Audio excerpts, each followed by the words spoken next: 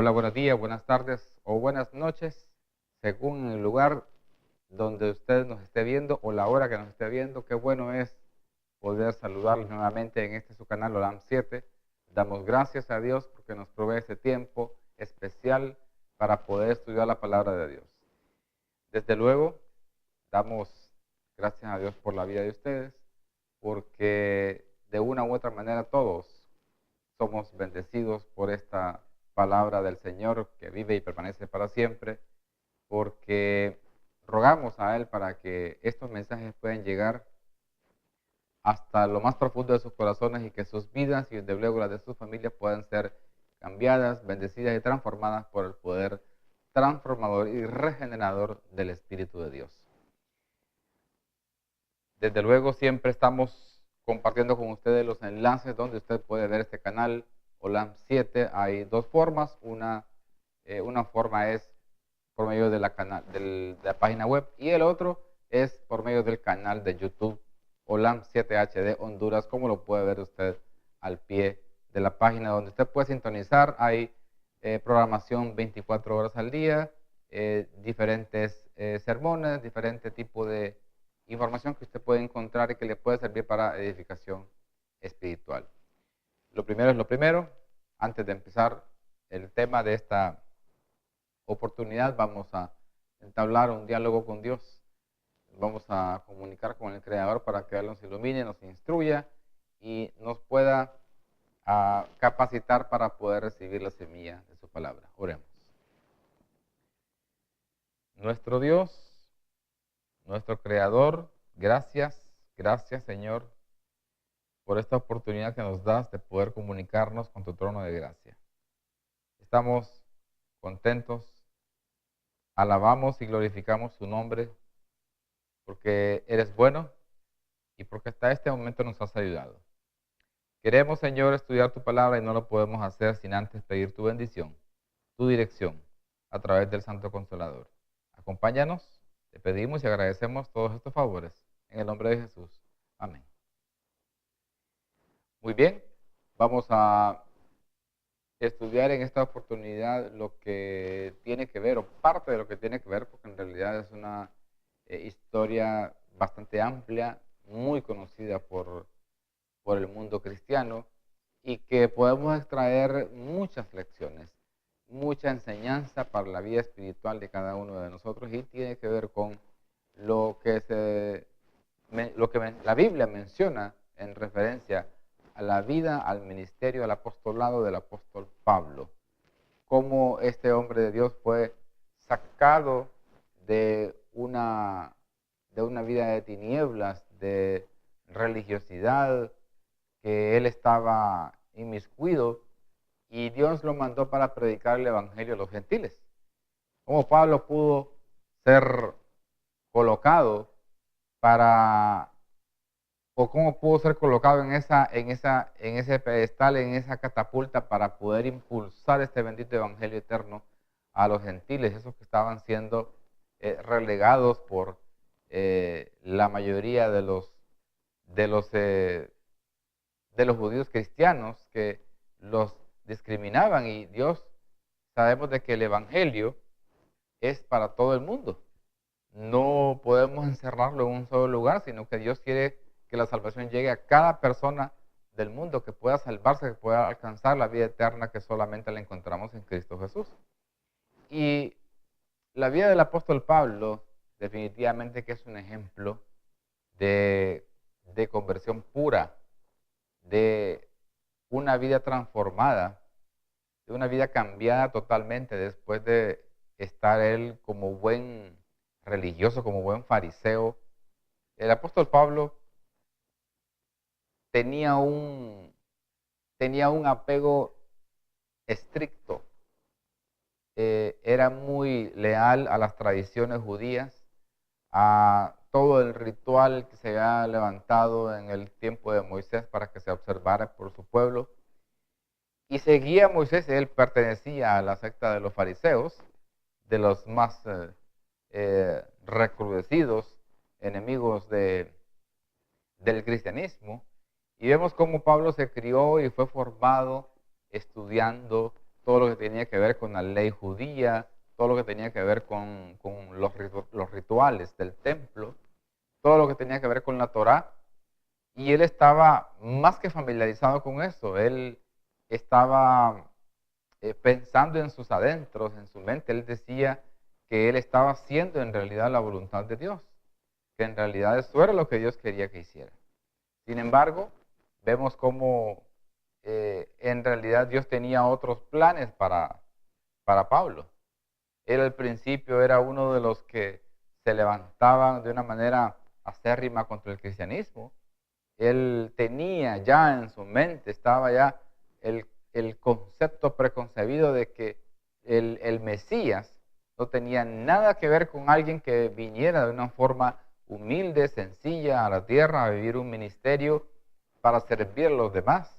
Y que al final de ese ministerio, a pesar de que fuese llamado Mesías, no se iba a ensalzar, no se iba a levantar contra el imperio romano, no lo iba a subyugar, no lo iba a someter para después exaltar a la nación de Israel por sobre todas las naciones del mundo. Eso para él era contrario a lo que él había aprendido en las escuelas rabínicas.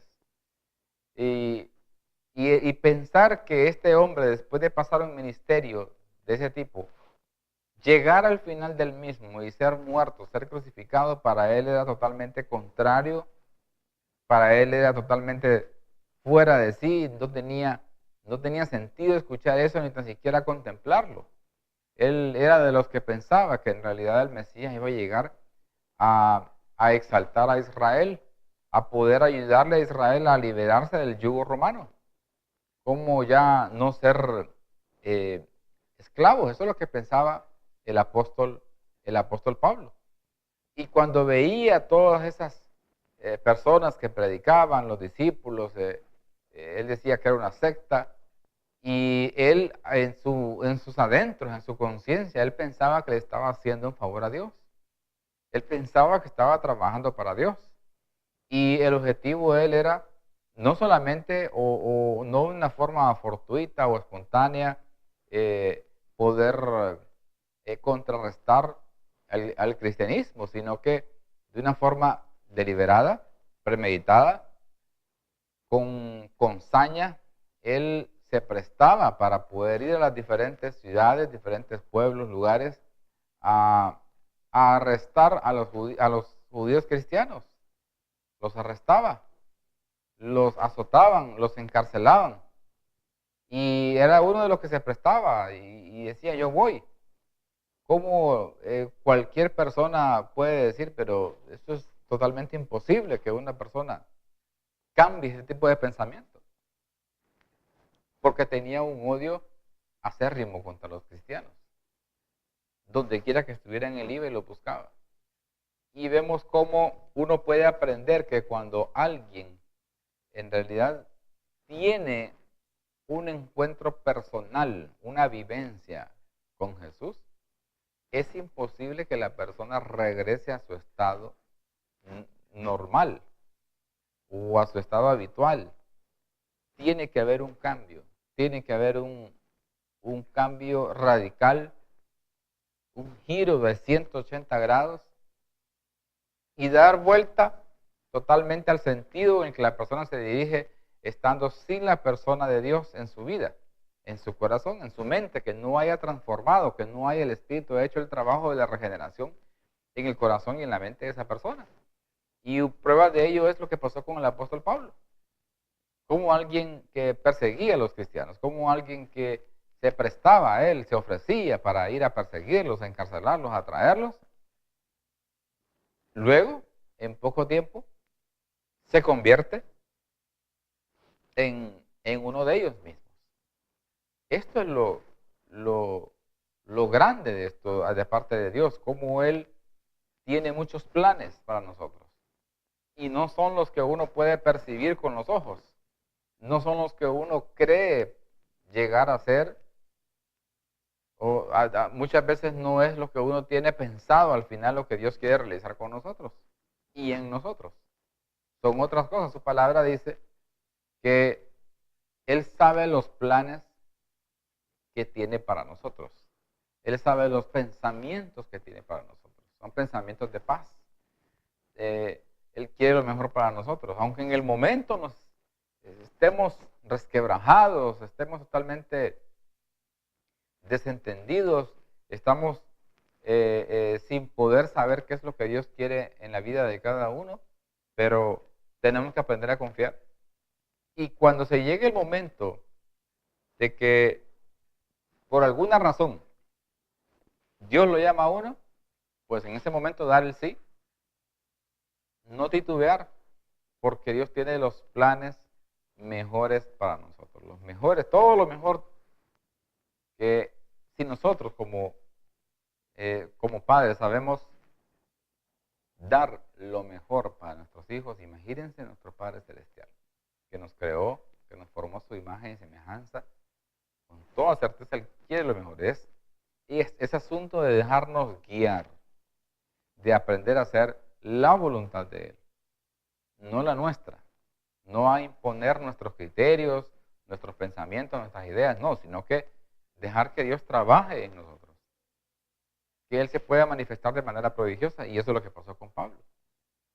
Que Pablo, en su momento, cuando Dios le hizo el llamado y tuvo el encuentro en su camino a Damasco, él lo que dijo fue, ¿qué quieres que yo haga?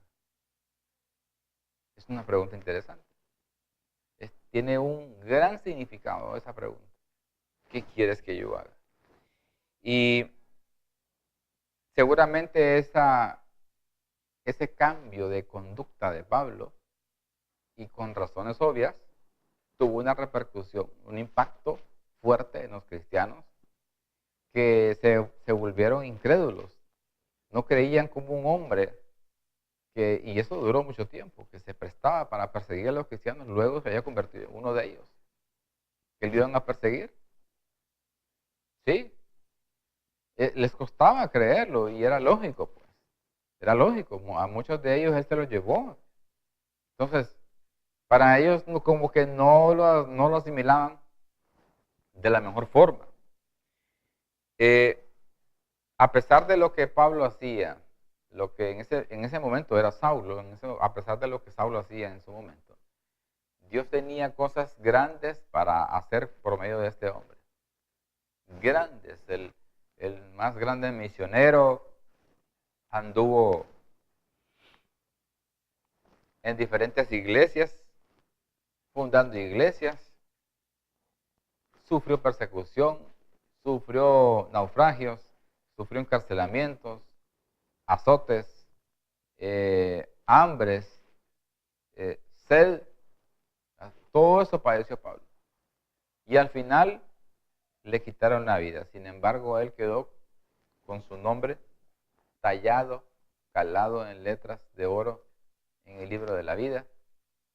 Y si la misericordia de Dios se manifiesta, si su gracia redentora, nosotros le permitimos que trabaje en nosotros, que nos ayude a cambiar, podremos tener la oportunidad de ver a Pablo ya en el reino de los cielos cara a cara. Va a ser hermoso poder ver a este gran siervo de Dios, cómo él entregó toda su vida, todos los años que le faltaban por vivir, al servicio del trabajo misionero. Y veamos en la escritura dónde es que Pablo aparece por primera vez, qué es lo que dice la Biblia respecto a Pablo. Vamos a Hechos de los Apóstoles, capítulo 7, versículo 58. Vamos a ver acá. Dice Hechos 7:58.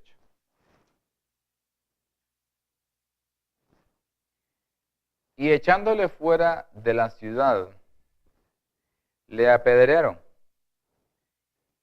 Y los testigos pusieron sus ropas a los pies de un joven que se llamaba ¿cómo? Saulo. Saulo estaba dentro del contexto, y vamos a dejar ahí un momento el versículo. Pablo estaba dentro del contexto del apedreamiento de Esteban, ¿verdad? Vemos cómo este hombre cómo Dios trabaja de una manera sincronizada. ¿Por qué? Porque en ese momento estaban apedreando a Esteban. Estaban terminando con la vida del último hombre y profeta que Dios había enviado a la tierra, al pueblo judío específicamente, para que aceptaran el evangelio, para que se arrepintieran. Sin embargo, el pueblo judío consolidó, consumó el rechazo al evangelio, el rechazo a Jesús. Y en el mismo momento que se estaba consumando ese acto con Esteban, al mismo tiempo Dios ya tenía a Saulo, que según dice la Biblia,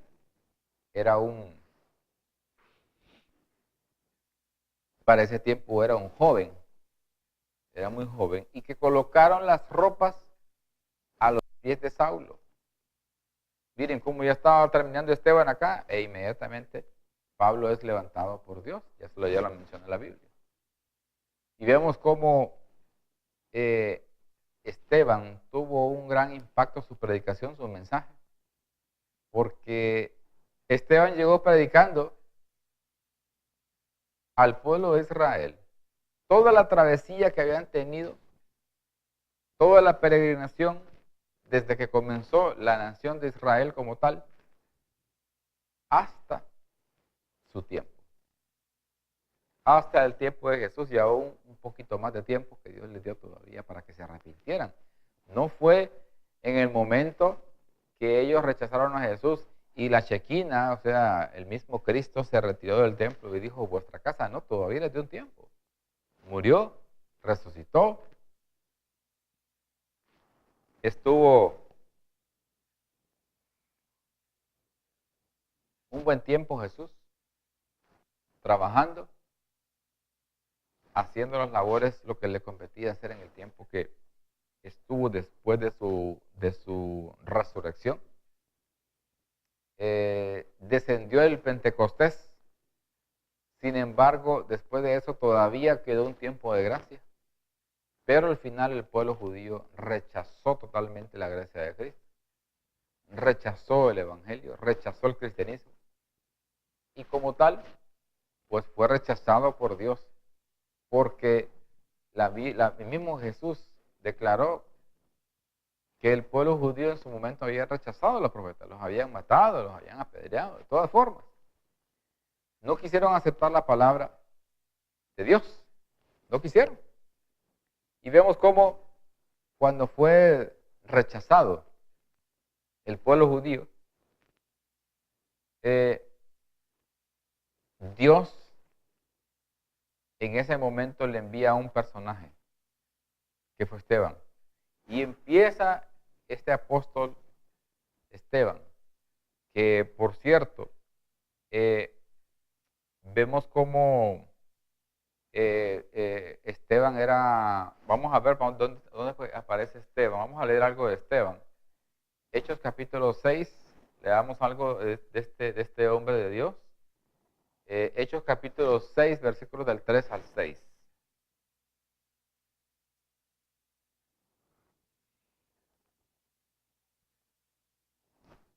Dice así la escritura respecto a Esteban. Miren de dónde sale Esteban. Dice, buscad pues, hermanos de entre vosotros, a 7 varones de buen testimonio, llenos del Espíritu Santo y de sabiduría, a quienes encarguemos de este trabajo. Y nosotros persistiremos en la oración y en el ministerio de la palabra. Agradó la propuesta a toda la multitud y eligieron ¿a quién? A Esteban. Mire cómo lo describe la Biblia. Eligieron a Esteban. Dice varón lleno de fe y del Espíritu Santo. Escogieron también a Felipe, a Prócoro, a Nicanor, a Timón, a Parmenas y a Nicolás prosélito de Antioquía. Versículo 6. A los cuales presentaron ante los apóstoles, quienes, orando, les impusieron las manos. O sea, este hombre Esteban era un judío, pero que hablaba griego. Fue uno de los 7 diáconos que eligieron los apóstoles. Era uno de él era uno de los que les colocaron las manos sobre la cabeza para que fueran designados como ancianos. Eso es lo que describe aquí la Escritura en cuanto a Esteban. Y vemos cómo este hombre también predicó sin cesar todas las buenas nuevas que Cristo había resucitado, que tenían que ser llamados a arrepentimiento, confesar y volverse de sus malos caminos para que puedan tener pronto auxilio y un lugar en la vida eterna en el reino de los cielos.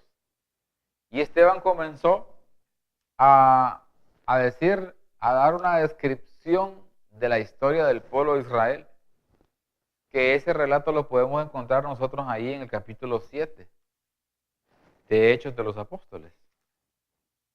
Cómo empieza él a describir toda la historia de Esteban, lo que él mencionó en ese sermón, comenzando desde Abraham, desde el primer patriarca por donde la nación de Israel empieza a contar. Allí empieza Esteban y hace una cronología, hace un listado de todos los eventos, resalta los más importantes, todo lo que Israel tuvo que ver. Ya menciona aquí, no lo vamos a leer porque es extenso, pero usted lo puede ver detenidamente en su casa en Hechos capítulo 7. Menciona la parte de Abraham, que es donde comienza, luego la esclavitud de Egipto y así. Todo el marco histórico del pueblo de Israel, todo lo que tuvieron que ver, en todo lo que tuvieron que atravesar por el desierto, por todo lo que pasaron en la época de los jueces.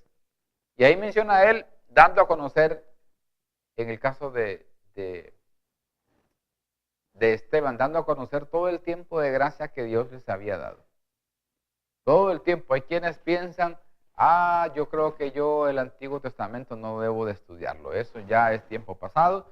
Yo solamente me voy a quedar con el Nuevo Testamento. Solo voy a estar predicando y estudiando sobre los milagros, el amor de Cristo. El Antiguo Testamento no, porque menciona mucha muerte, menciona mucha guerra, mucha destrucción, mucha enemistad, juicio, la espada de Jehová. No.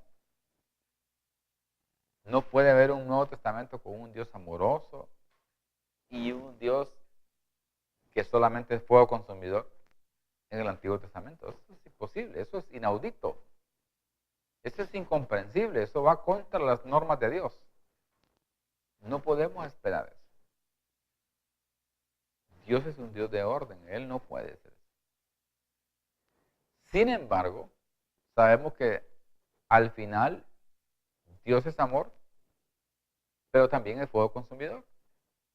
Así que en su momento Dios va a obrar de acuerdo a la decisión que tome cada quien, porque hay quienes están pensando que es que la salvación es forzada o requiere de hacer algo en sí de nosotros, no.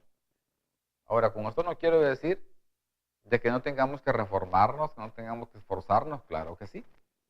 Tenemos que dejar de pecar porque el mismo Cristo dijo, sed santos como yo soy santo. Sin santidad nadie verá al Señor. Entonces tenemos que ir nosotros trabajando, pidiéndole al Espíritu que nos ayude a ser mejor cada día, a ir avanzando en nuestro camino espiritual, en nuestro camino para la patria celestial. Y es Dios mismo el que nos capacita para poder ser parte de ese grupo que al final logren el triunfo, logren la victoria en el nombre de Cristo y puedan entrar a la patria celestial. Ahora, veamos el caso de Esteban, cómo muy probablemente también a él le refutaban bastante a Esteban sobre lo que él predicaba. Y yo me imagino que uno de los que probablemente le refutaba era el apóstol Pablo. aquel tiempo antes Saulo. Él era uno de los que le refutaba conociendo eso porque cuando lo que leímos, cuando estaban ya por apedrear a Esteban, por consumarse el rechazo de Israel al Evangelio, Pablo estaba ahí consintiendo. Estaban colocadas las túnicas a los pies de él, donde Dios estaba levantando ya el hombre de los gentiles y quitándole, cerrándole el paso ya a Esteban, que estaba llegando a la muerte, para llegar a la tumba y en aquel día cuando Cristo venga a resucitar. Vamos a ver Hechos capítulo 6, versículos del 9 al 15. ¿De qué estaban acusando? Porque los judíos acusaron a Esteban. Vamos a ver de qué lo estaba acusando. Hechos capítulo 6, versículos del 9 al 15. Dice, entonces, se levantaron unos de la sinagoga llamada de los libertos y de los de Cirene, de Alejandría, de Cilicia y de Asia, disputando con Esteban.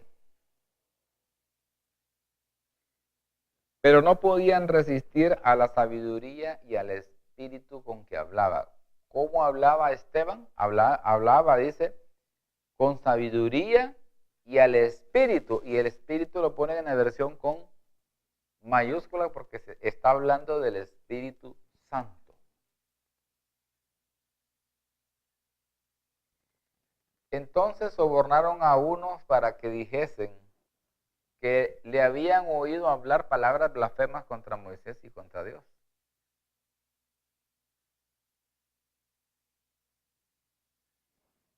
Y soliviantaron al pueblo, a los ancianos y a los escribas, y arremetiendo, le arrebataron y le trajeron al concilio. Y pusieron testigos falsos que decían, este hombre no cesa de hablar palabras blasfemas contra este santo y contra la ley, contra este lugar santo y contra la ley. Pues le hemos oído decir que ese Jesús de Nazaret destruirá este lugar y cambiará las costumbres que nos dio Moisés.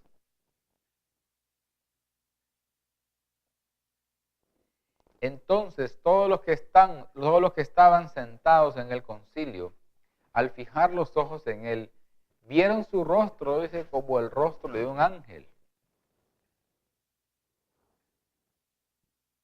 Y dice el versículo que sigue,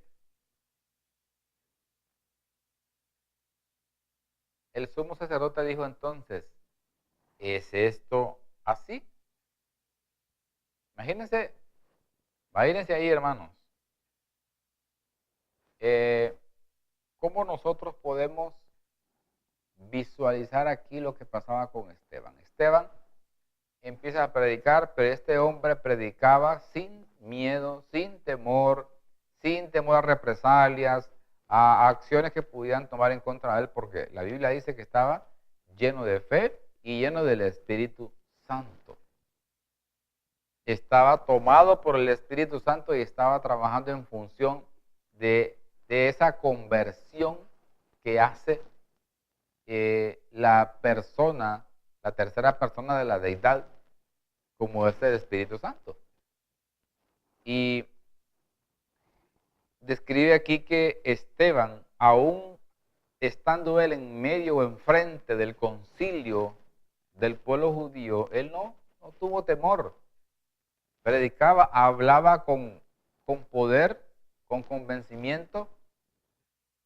Hablaba no siendo él, sino el Espíritu de Dios hablando a través de Esteban. Y eso hizo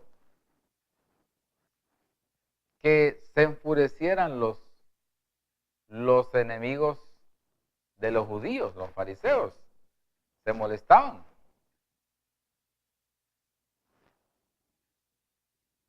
Dice que este hombre tenía fe, tenía sabiduría, y el asunto era que no podían refutarle.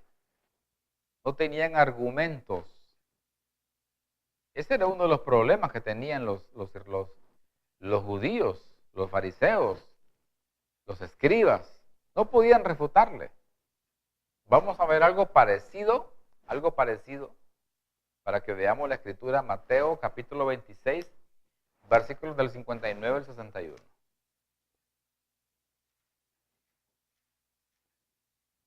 Dice así, Mateo 26, 59 al 61. Y los principales sacerdotes y los ancianos y todo el concilio buscaban falso testimonio contra Jesús para entregarle a la muerte. Y no lo hallaron, aunque muchos testigos falsos se presentaban. Pero al fin vinieron 2 testigos falsos, que dijeron, este dijo, puedo derribar el templo de Dios y en 3 días reedificarlo. ¿Qué es lo que hicieron con Esteban? Lo mismo que hicieron con Jesús. ¿Qué es lo que hicieron con los dos? Dice que contrataron testigos falsos para declarar en contra de Jesús y en contra de Esteban. Pasó lo mismo. Lo mismo pasó. ¿Por qué? Porque no tenían argumentos sólidos, no tenían pruebas contundentes para poder acusar a Esteban. Y también en el caso de Jesús. Ahora, ¿acusarlos contra quién? Bueno, contra el imperio que gobernaba en ese tiempo, que era el imperio romano. ¿Pero por qué los acusaban? Bueno, porque los odiaban y querían matarlos. Pero ellos, como dirigentes judíos, como dirigentes religiosos, no tenían esa potestad, ni tampoco la nación de Israel eran autónomos. Necesitaban que el gobierno civil les diera autoridad para poderlos ejecutar, para poderlos exterminar. Tremendo ahí lo de Esteban. Cómo se vive lo mismo que pasó con el tiempo de con el momento que Jesús fue apresado. Contrataron testigos falsos porque no tenían cómo acusarle. No tenían cómo. Vamos a ver qué tipo de hombre era este Pablo. ¿Cómo era Pablo? Vamos a Filipenses, siendo judío, Filipenses 3, del 3 al 6.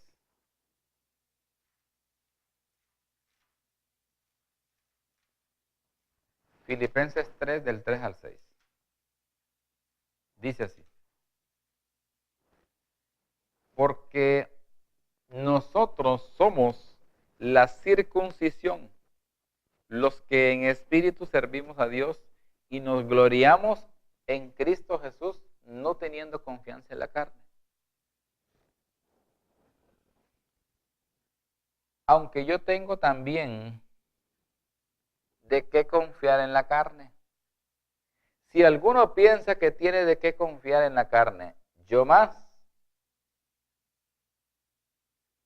Miren lo que dice Pablo acá, lo que él era siendo judío.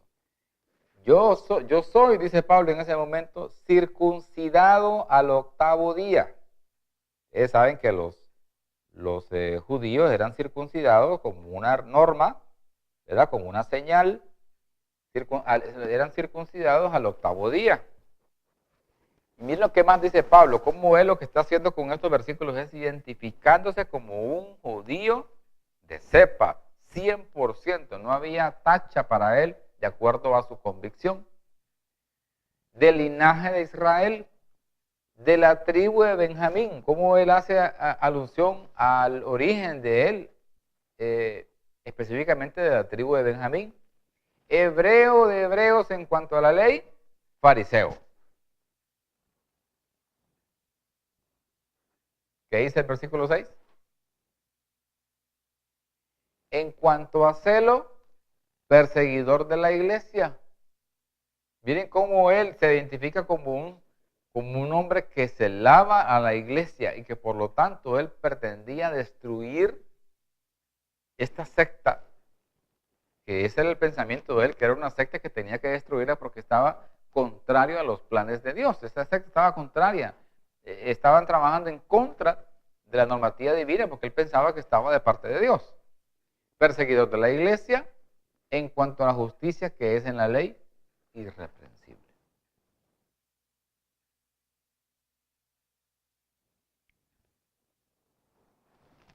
Entonces, ¿cómo se veía Pablo? Como un judío recalcitrante, como un judío que él pensaba que tenía la verdad en sus manos, que estaba haciéndole un bien a Dios. Y que esas sectas que estaban predicando en el nombre de Jesús, lo que estaban haciendo era entorpecer el trabajo ministerial de los fariseos, del Sanedrín de aquel entonces. Veamos algunas cosas también de este Pablo, que nosotros tenemos que tener cuidado, tenemos que tener mucha precaución en algo. ¿Por qué? Porque a veces nosotros, hermanos, amigos que están viendo este programa, a veces nosotros es posible que solamente veamos lo que está delante de nosotros. Claro, Jehová escudriña el corazón, nosotros no. Pero Jehová nos mira a nosotros como en realidad podemos llegar a ser, no por lo que somos. Y a veces lo que hacemos es relegar personas, discriminarlas, condenarlas, señalarlas y quemarlas, porque no pueden llegar a hacer algo que en realidad sí pueden con la ayuda de Dios. Y es lo que pasó con Pablo acá, porque Pablo en realidad pasó un buen tiempo, muchos judíos cristianos no querían con él tratar, siempre lo querían tener de lejos, no se creían del todo, no se creyeron por un buen tiempo que Pablo había tenido una conversión sincera. En realidad no lo creyeron así, porque no es nada fácil, nada sencillo ver a alguien que lo está, a uno lo está persiguiendo, lo está acosando, lo está hostigando, y de repente verlo ya transformado y saber que es uno de los nuestros. Muchos dudaron, pensaron que era una trampa de él que había hecho para poderlos atrapar y llevarlos presos. Él llevaba su nota y todo listo para poder llevarse a esa gente. ¿Por qué? Porque estaban predicando en el nombre de Jesús. Ese era el delito de ellos. Predicar en el nombre de Jesús. Que el Cristo era el Mesías, que se había cumplido la profecía, todo lo que describía, y que ese Mesías iba a ser crucificado, iba a resucitar, y luego iba a ser llevado él, iba a ser él presentado, él se iba a presentar delante del Padre para ofrecer su sacrificio, y que el Padre pudiera aceptarlo. Y que en ese momento él subió ya a hacer la obra de intercesión en el lugar santo. Cuando vemos a Pedro predicar en el capítulo 2 de Hechos de los Apóstoles, Pedro les explica con lujo de detalles esto. Eso es lo que él les explica. Que Jesús era el Mesías y que por medio del derramamiento de su sangre ellos podían tener acceso al perdón de los pecados. Eso es lo que describe. Y luego, después de eso, es lo que le dice, él se fue allá a hacer una obra de intercesión, a intermediar por ustedes y por mí. Y se sorprendieron tanto de poder entender hasta ese momento el mensaje. Claro, ya Pedro estaba predicando con el poder del Espíritu. Y entonces se sintieron compungidos de lo que Pedro había relatado en el capítulo 2 de Hechos de los Apóstoles. Y le dice, pero nosotros ahora, ¿qué vamos a hacer? ¿Qué podemos hacer? Hemos creído ese mensaje, si Jesús se fue, ¿qué nos toca a nosotros? Bueno, les dice Pedro, arrepiéntanse y bautícense. Coloquen, tallen el nombre de ustedes en el reino de los cielos. Con el bautismo. El bautismo es un símbolo donde la persona es sepultada cuando se sumerge en el agua. Es sepultada con Cristo, es muerta al yo, y cuando la persona sale y lo primero que hace es querer respirar. Eso es lo que hace. Que es el símbolo de la resurrección de Cristo, como Cristo, estando muerto, estando en el sepulcro, resucitó para vida eterna y para devolvernos a nosotros lo que el enemigo nos arrebató en el jardín del Edén. Eso es lo maravilloso de esto. Eso es lo que nosotros tenemos que valorar a la luz de lo que dice la palabra de Dios. Tenemos que ser considerados con la gente. El espíritu de profecía dice que hay verdaderos discípulos de Cristo, verdaderos hombres y mujeres de Dios en todas las denominaciones. Todas. No existe una. Y tenemos que estar nosotros alertas. Tenemos que estar nosotros preocupados por nuestra condición espiritual. Tenemos que estar listos. Pablo estaba, cuando iba en su camino para Damasco, Saulo estaba listo para luego ser transformado y convertido en el apóstol Pablo, que hoy conocemos y que nos da una guía que él dejó en el caso del libro de Romanos, de Gálatas, de Efesios, Colosenses, Filipenses, Primera y Segunda de Tesalonicenses, Filemón, Tito, Timoteo, Hebreos. Es tremendo todo el aporte que hizo este hombre al mundo cristiano.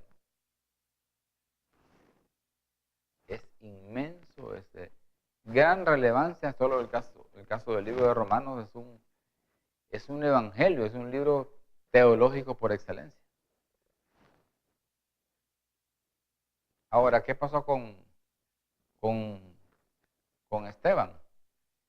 A Esteban al final fue muerto, pero una de las cosas que más enfureció a los judíos fue que Esteban, en medio de estar sufriendo, óigame, qué poder de este hombre, qué sabiduría, cómo el Espíritu lo había tomado. Porque en el momento que él estaba recibiendo las piedras, insultos y todo tipo de vituperios, este hombre tenía su vista colocada ¿dónde? En el cielo. Por eso dice la Escritura, puestos los ojos en Jesús, en el autor y en el consumador de la fe. ¿En quién tenía puestos los ojos Esteban? En Jesús, en el cielo. Él dice que yo veo, dice, al Hijo de Dios sentado a la diestra del Padre. Pero eso para ellos fue terrible. Se tapaban los oídos, se rasgaron sus vestidos, se encolerizaron. No cabe duda que ellos estaban siendo controlados por el enemigo. Porque lo que querían ellos era en ese momento, ya impulsados por Satanás, era hacer desaparecer a este hombre para que ya no se siguiera predicando el nombre de Jesús. Al final pasó, pero todo lo que Esteban declaró quedó aquí registrado. Y es de gran enseñanza para cada uno de nosotros. Eso ni lo pongamos a duda. En lo absoluto. Ahora vamos a Hechos de los Apóstoles.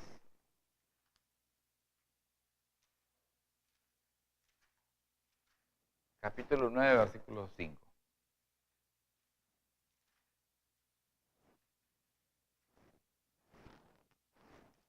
¿Qué dice la Escritura ahí? Él dijo, ¿quién eres, Señor? Y le dijo, yo soy Jesús, a quien tú persigues. Dura cosa te es dar coces contra el aguijón. Esta frase seguramente se le enseñaron a Pablo en su aprendizaje de Tarso. Lo que está queriendo decir aquí Jesús, Dios, cuando le habló a a Pablo es, ¿para qué? Es un significado de decir, estás luchando contra los dioses, de acuerdo al aprendizaje que obtuvo Pablo por la cultura en el lugar que se crió. Y lo enmarcó Jesús ahí porque ya tenía el conocimiento Pablo. Fue criado allá, fue educado allá. O sea, ¿para qué estás luchando contra algo que realmente es imposible que logres ganar? No hay forma que ganes. Si ya no hay forma que ganes, ¿para qué estás dando cosas sobre el aguijón? Si lo que te estás haciendo es dañándote por el aguijón, estás lacerando la mano. No se puede. No sigas con eso, Pablo. Te es dura cosa te es dura cosa, le dice, dar cosas sobre el aguijón. Porque lo que estaba haciendo Pablo era luchando contra lo imposible.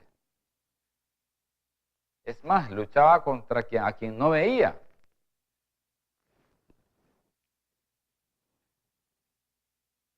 Mire cómo le contesta Jesús a él. Él pensaba que estaba haciendo la voluntad de Dios, que estaba persiguiendo y arrestando a los enemigos de Dios.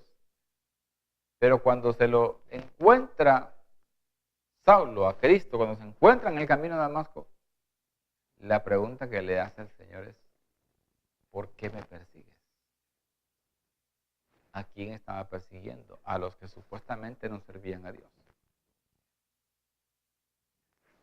Pero Jesús le dice, ¿por qué me persigues?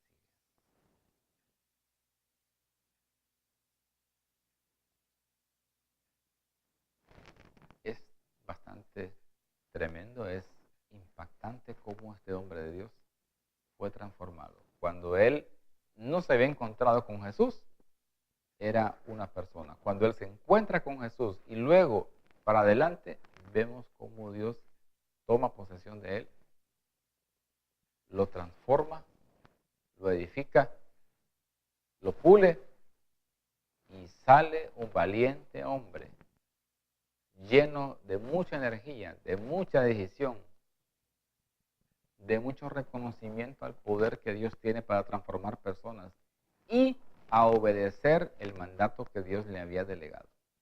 ¿Cuál era el principal mandato? Predicar a los gentiles. Ese era, más que todo, la esencia del ministerio de Pablo, el ministerio de los gentiles. ¿Quiénes eran los gentiles? Bueno, los gentiles eran los que no eran judíos. Todos los demás de las otras nacionalidades eran gentiles. Y ese es el problema que se dio algunas veces porque los judíos cristianos querían imponerle cosas a los gentiles. Como normativa, como condición para poder ser aceptados en la iglesia cristiana. Ese es el asunto que tiene que ver con el apóstol Pablo, con su conversión, cómo este hombre se presenta allá y Pablo dice que Dios le reveló a él de que un hombre llamado Ananías le iba a colocar las manos sobre su cabeza para que fuera sanado, porque ya él estaba sin poder ver. Eso era lo que Pablo había visto. Y Ananías, que era uno de los discípulos, no podía Cristo mandar a alguien, no podía revelar en un sueño, sino que se lo reveló en una visión. ¿Qué le reveló? Que este hombre estaba en tal lugar, que estaba orando, que estaba clamando a Dios y que necesitaba ir. Y Ananías contestó, pero Señor, ¿no será que te equivocaste? ¿Será correcto eso? ¿No será que te dieron mal el dato? Porque este hombre, yo le tengo miedo porque lo que hace él es apresar a los cristianos. Sin embargo, Jesús le contesta a Ananías, este me es instrumento. ¿Se imagina usted y yo siendo instrumentos de Dios? Siendo instrumentos tomados y controlados por las manos de Dios, que todo lo que nosotros podamos hacer glorifique santifique el poder restaurador de Dios en la vida de cada uno de nosotros. Es lo que podemos aprender. Que Dios mira más allá de lo que nosotros podemos ver y que no podemos condenar a nadie sin antes no reconvenirla, apoyarla, orar para que Dios en su infinita misericordia, en su infinita gracia pueda regenerar, transformar la vida de esa persona que necesita, porque en realidad todos necesitamos una verdadera conversión, una verdadera experiencia de vida con Jesús para poder ser transformados y llevados por amor a su nombre en aquel día, cuando Él venga por segunda vez y seamos transportados a la nueva Jerusalén. Que el Señor les bendiga.